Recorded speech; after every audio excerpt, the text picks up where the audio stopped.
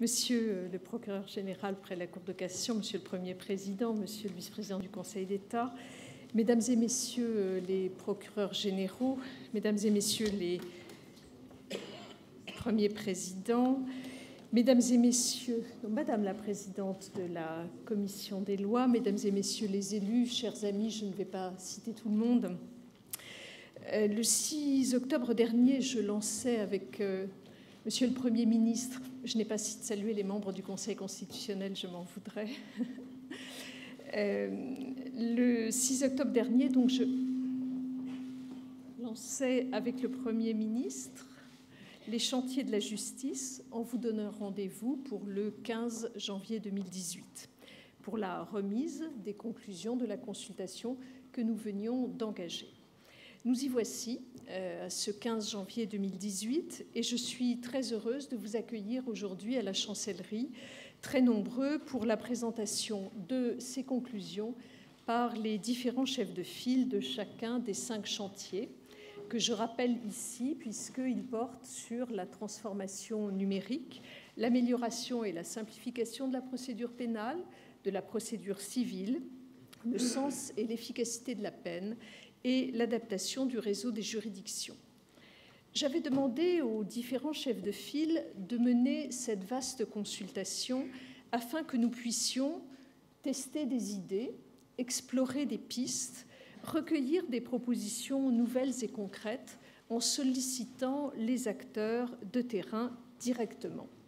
C'est ce tour de force qui a été accompli en 3 mois pour chacun des chantiers, avec des auditions, des consultations locales, des questionnaires.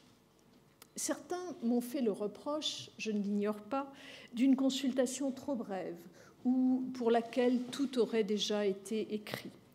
Ce n'est pas le cas. Cette consultation n'est que le résultat d'une méthode assumée. Beaucoup a déjà été écrit sur les transformations de la justice et il faut maintenant lancer effectivement des réformes rapides, car je crois que nous n'avons plus de temps à perdre pour réformer la justice. Je tiens ici à remercier chacun des chefs de file qui ont accepté la mission que je leur ai confiée et qui l'ont conduite avec un dévouement et un engagement très fort, que je salue particulièrement. Ils ont bénéficié pour cela, naturellement, du soutien sans faille des équipes du ministère qui n'ont pas compté leurs heures, y compris entre Noël et Jour de l'An, pour parvenir aux conclusions que nous apporterons aujourd'hui. Je les associe bien évidemment à ces remerciements. Je tiens aussi à remercier très sincèrement les chefs de cour qui ont animé des consultations dans un temps certes restreint, mais qui, je dois le dire aujourd'hui avec le recul, a permis une moisson fructueuse d'idées et de propositions. Vous pourrez en juger dans un instant.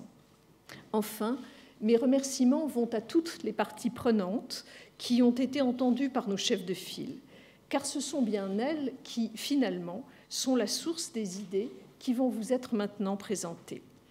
Je vais laisser la parole à chacun des chefs de file pour quelques minutes afin qu'il vous dévoile les propositions qui résultent de cette vaste consultation et dont vous pourrez trouver le détail dans les rapports publiés pour chaque chantier. Je vais donc sans plus tarder demander à Didier Casas et à Jean-François Besnel de bien vouloir commencer par le chantier relatif aux transformations numériques. Je leur cède la parole et je reprendrai plus tard en fin de présentation des conclusions.